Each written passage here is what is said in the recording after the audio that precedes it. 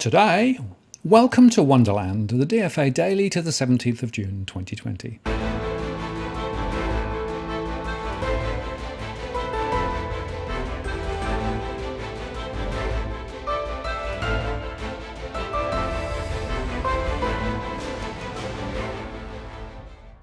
Hello again, I'm Martin North from Digital Finance Analytics. Welcome to the latest post covering finance and problem news with a distinctively Australian flavour. The latest act by the US Federal Reserve was its move from buying exchange-traded funds of investment-grade bonds to purchasing individual bonds. The news came as a surprise to the market and EFTs shot higher. The Fed seems to be providing a put under share prices and will intervene in the market to keep them up. Before this, the market was rocky, following a difficult end to the previous week. But after the announcement, markets rocketed away, and in fact there was no need for the Fed to do this. Corporate bond markets were sitting on yields of below 4%, a level which was unthinkable until the past year, and bond issuance has gone through the roof in the last few months. The bond market was actually operating just fine, so why the corporate bailout? I'm minded of the ECB under Mario Draghi, who promised at the worst of the Eurozone's sovereign debt crisis to do whatever it takes to save the euro. And the then president of the European Central Bank was never called on to follow through, as the market never tested their resolve, and his words proved enough to tide the Eurozone through. The Fed should have and could have adopted the same strategy, but no, they waded in. Now, this may simply reflect a sense of obligation to follow through on earlier announcements, but that isn't how central bankers tend to run their relationships with the markets, or perhaps we can get some clues from Powell's recent outings. He said the Fed might consider targeting the yield curve like the Bank of Japan. Such a strategy would ensure ultra-low interest rates for longer, which in turn, by the way, supports gold. And he signalled also that interest rates will remain low for at least until the unemployment rate normalises. This means that even if inflation goes up, the Fed will not rush to tighten monetary policy if the unemployment rate is above the historical average range. Given that inflation has recently declined, the Fed's dovish bias is almost certain. And what is important here is that Powell expects significant slack in the labour market. In other words, the coronavirus crisis will lead to permanent job losses. He actually said, my assumption is that there will be a significant chunk, well, into the millions. I don't want to give you an exact number because it's going to be a guess, but well, into the millions of people who don't get to go back to their old job. And in fact, there may not be a job in that industry for them for some time. Eventually there will be, but it could be some years before we get back to those people finding jobs. And third, Powell is worried about a second wave of coronavirus. He believes it might be another factor behind the gradual recovery, which might not necessarily be V-shaped. And again, he said, I think that if it happens, the issue would be, first of all, people's health, but secondly, you could see a public loss of confidence in parts of the economy, which will be already slow to recover. So it could hurt the recovery even if you don't have a national level pandemic, just a series of local ones, of local spikes that could have the effect of undermining people's confidence in travelling, in restaurants and entertainment, anything that involves getting people together in small groups and feeding them or flying them around. Those things could be hurt. So it would not be a positive development, and I'll just leave it at that. And Powell might be right. The number of US daily cases is still rising. Now, overnight on Tuesday, Wall Street was higher, with the Dow up 2.04%, while the S&P 500 gained 1.9%, and the Nasdaq was 1.75% higher. Hopes for recovery had been bolstered by data showing US retail sales jumped by a record 17.7% in May, from a low base, of course, recovering more than half of the losses of the previous 2 months, though industrial output still lagged.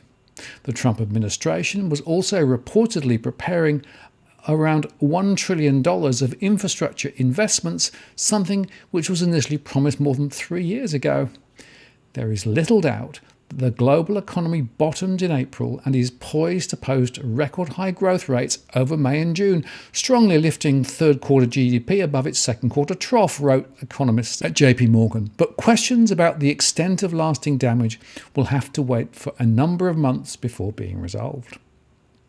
Federal Reserve Chair Jerome Powell cautioned that output and employment would remain well short of their pre-pandemic levels for a long time, so there was a reasonable probability that more policy support would be needed. And sentiment got an added boost from news that trial results showed a cheap and widely used steroid could reduce death rates among the most severely ill COVID-19 patients.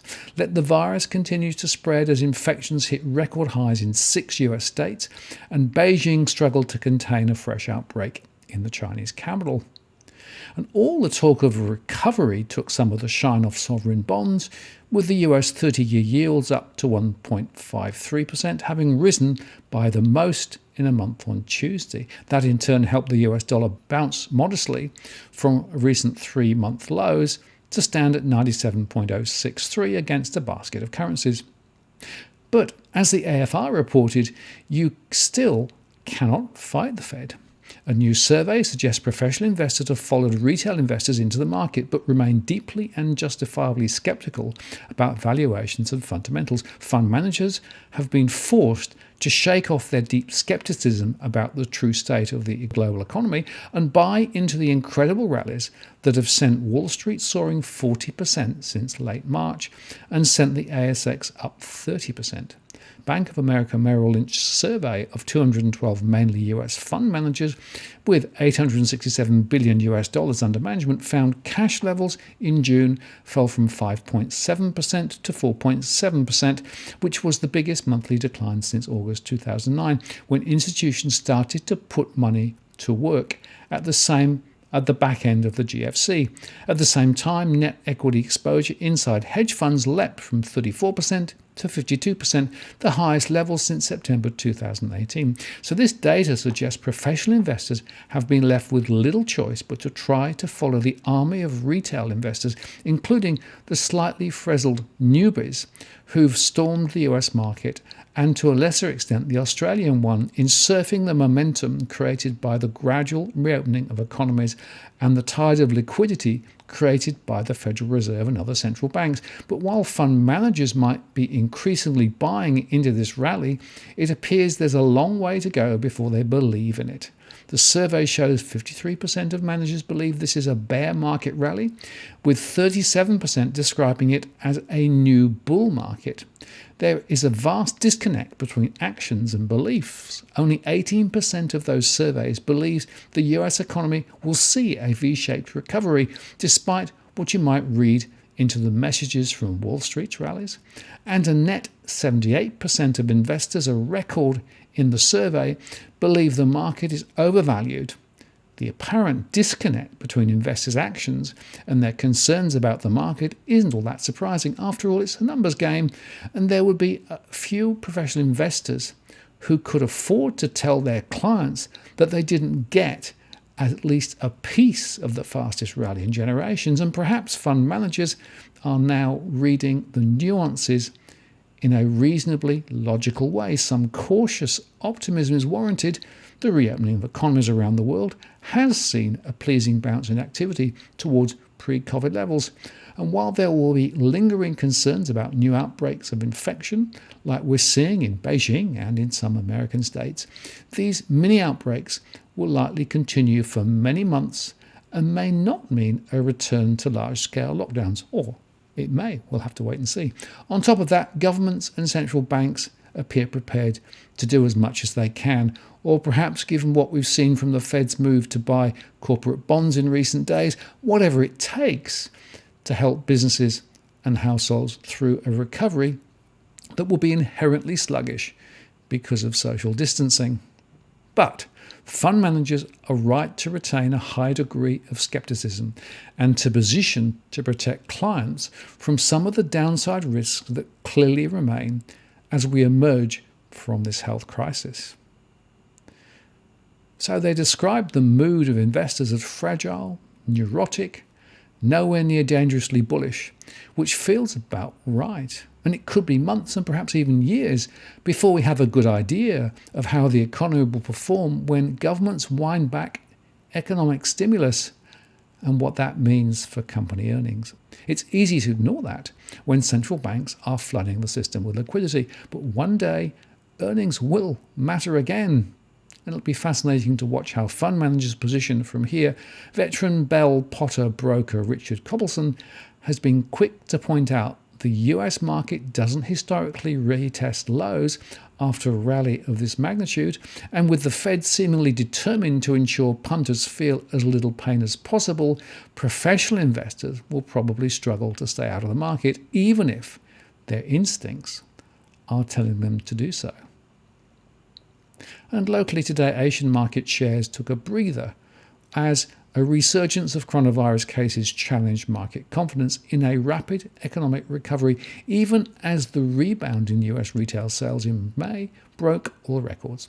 Geopolitics also lurked as a worry, with India reporting 20 of its soldiers having been killed in clashes with Chinese troops at a disputed border site, and North Korea rejected a South Korea offer to send special envoys and vowed to send back troops to the border.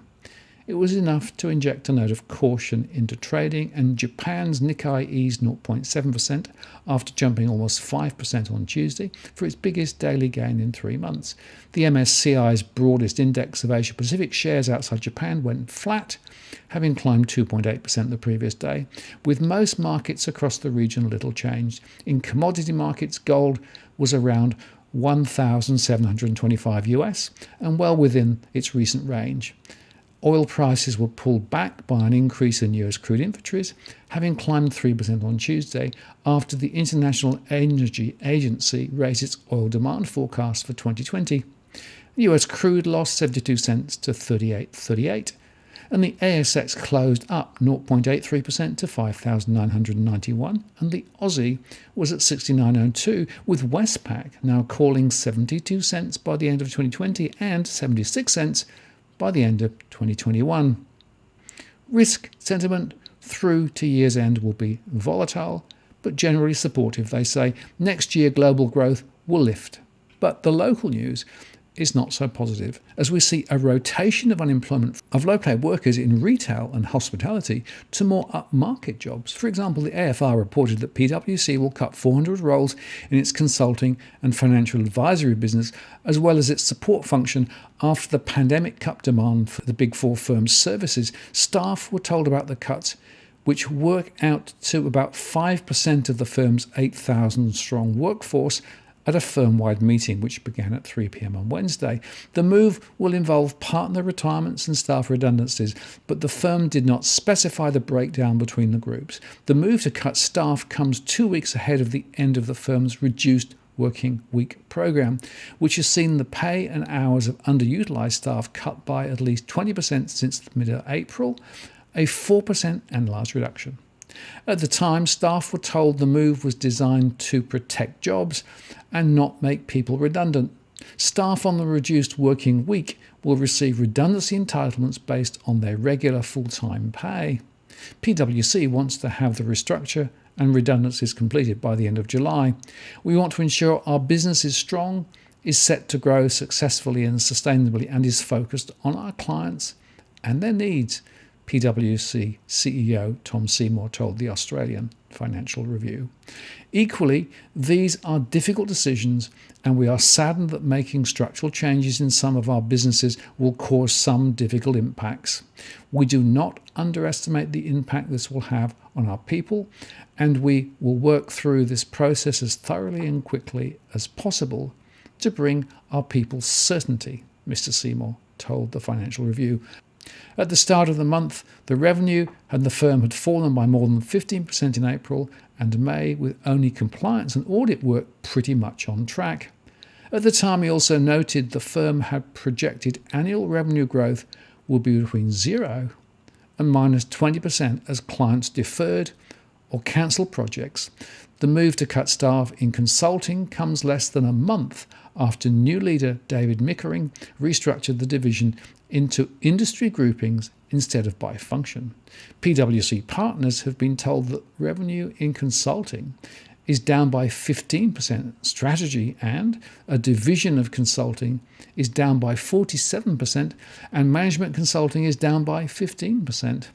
And the support functions of the firm include internal roles such as those in human resources, recruitment and finance. And finally, a bit more Alice from APRA. They updated their FAQs to provide authorised deposit-taking institutions, or ADIs, with updated guidance on supervisors' expectations during the period of disruption driven by COVID-19. I want to take you through them and ask you to spot the problem. They say many banks are offering small businesses and other borrowers the option to defer their repayment for a specific period. To support this, APRA has provided a regulatory capital approach for these loans. This sets out that over the next 6 months, banks do not need to treat the period of the repayment deferral as a period of arrears for capital purposes. This regulatory capital approach can be applied to a broad class of otherwise performing loans on which ADIs grant repayment deferrals. This includes loans that are less than 90 days past due and not impaired at the time deferral was granted.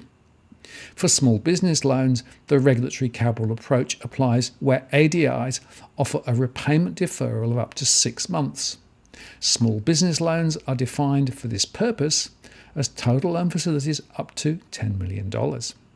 For other credit facilities, the regulatory capital approach applies for an initial deferral period of 3 months, which may be extended for another 3 months if considered appropriate. With the exception of small business loans, ADIs should conduct a check at the end of the initial 3-month deferral period. The check should determine whether there is any objective evidence that it is no longer appropriate to maintain the regulatory capital approach, given, for example, more permanent changes in the borrower's financial circumstances. ADIs should not be avoiding recognition of losses where inevitable. This check, they say, is not expected to involve a full credit risk assessment, but nor should it be an automatic decision to extend the regulatory capital approach. ADIs can use information gathered through proprietary sources, credit reporting agencies, and inquiries with borrowers where necessary to inform the check. There should also be a record of evidence of the check. ADIs should publicly disclose the nature and terms of any repayment deferrals given to a broad class of loans and the volume of loans to which they are applied. And ADI should also closely monitor the portfolio credit risk of this cohort of loans and are required to report to APRA information on the volume and risk profile of this segment of the portfolio.